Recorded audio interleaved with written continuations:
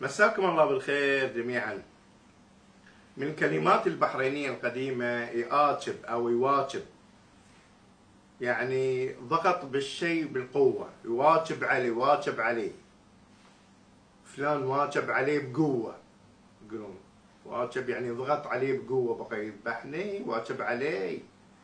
من الكلمات البحرينية القديمة تقلقص أو يتقلقص. تقلقص الشيء يعني انحشر في مكان معين، يعني تقلقصت يدي في الدريشة، تقلقصت يدي في القوطي. تقلقص يعني أو يتقلقص يعني انحشر في مكان معين.